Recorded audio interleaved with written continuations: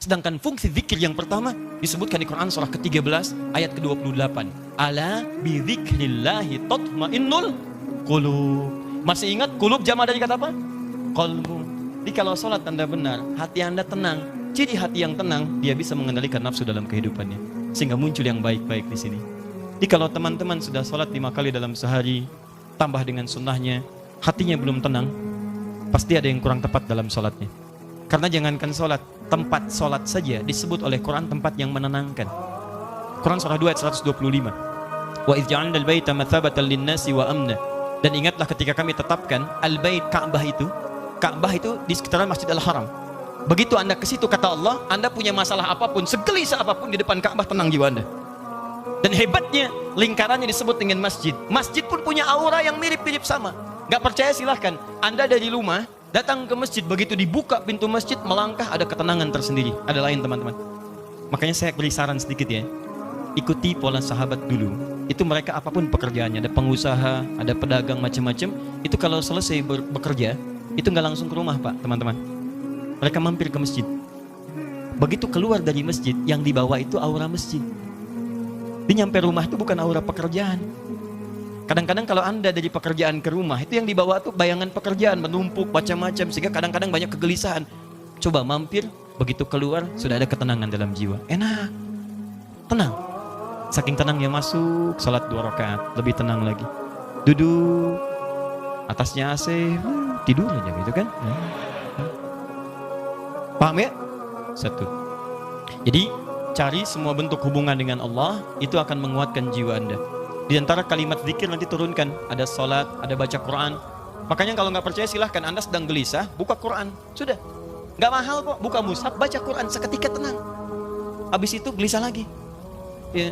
Kenapa? Belum selesai, baca lagi, minta sampai tenang jiwa Anda. Doa, Quran surah 7 ayat 205, wadhkur rabbaka fi nafsik, doa disebut dengan zikir. Makanya kalau sedang gelisah jangan mengeluh. Nggak ada ayat tentang keluhan. Kalau ada ayat tentang keluhan di Quran, insya Allah saya jadi orang pertama yang mengeluh. Nggak ada teman-teman. Anda itu nggak pernah tuntas masalah bukan karena Anda kurang hebat, barangkali banyak keluhnya. Dan Anda kurang tenang bukan karena kurang kaya, kurang takwanya, ini poinnya. Dan kurang ibadahnya, itu bagian pertama. 2, ini indah sekali di Quran. Tadi kata Quran, qad aflaha man zakkaha. Sungguh akan bahagia, tenang orang yang mampu menyucikan hatinya. Taib, ikhwan atau akhwat di atas, kalau nyuci itu pakaiannya dibuang atau kotorannya yang dibuang? Mah, tolong cucikan ya. Iya Pak, palidgun ke sungai. Oh, Masya Allah. Begitu pulang, mana mah pakaiannya? Dicuci, dibuang? Tidak. Nyuci, membuang kotornya. Kadang-kadang kotor itu mesti ada untuk nampak yang bersihnya. Sebab kalau kotor nggak ada, yang bersih nggak akan kelihatan.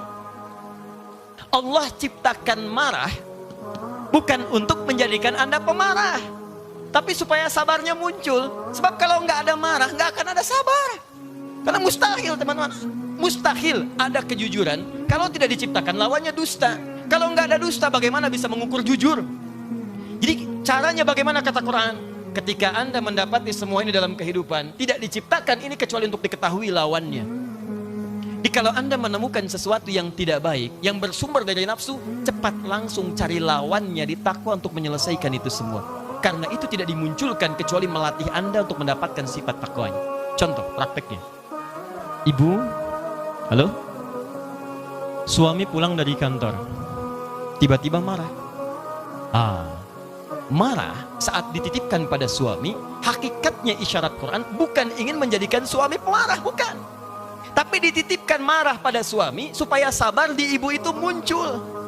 Sebab di depan itu banyak persoalan yang membutuhkan sabar yang lebih. Kalau pada yang ini aja nggak bisa sabar, bagaimana mengatasi yang di depan?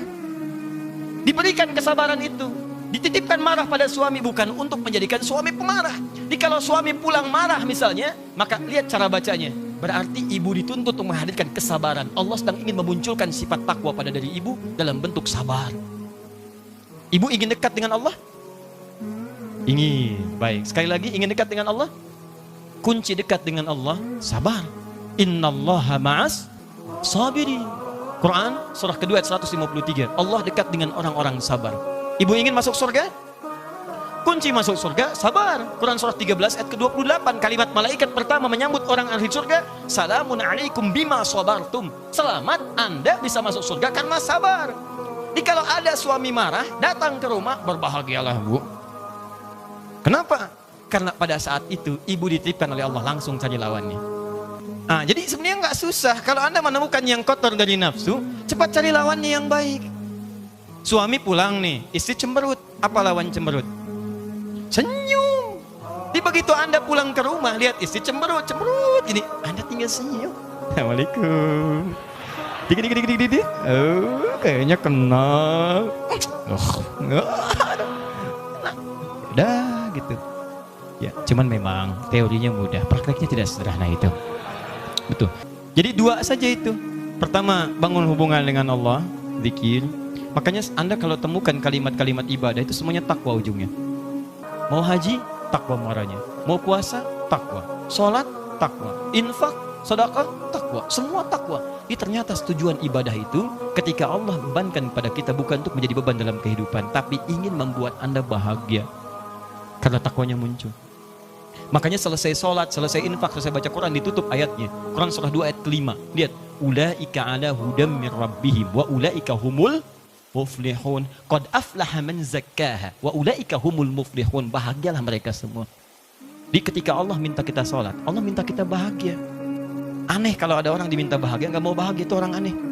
Makanya ketika Anda dipanggil sholat, hayya 'alas shalah, Anda tanya, kenapa kami sholat ya Allah? Dijawab, hayya 'alal falah.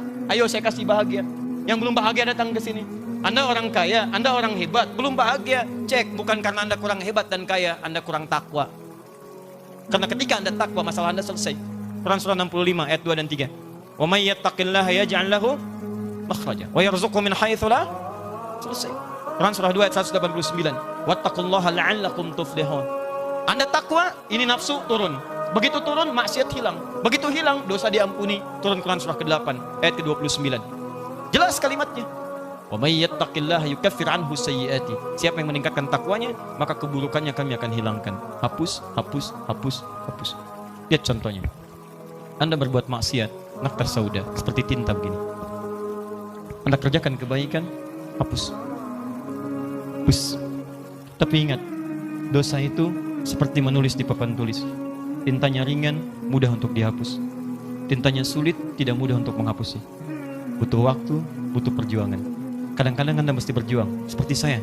Berjuang, datang sendiri, terangin sendiri, nulis sendiri, ngapus sendiri. Nah sama. Nah, ada. Alhamdulillah.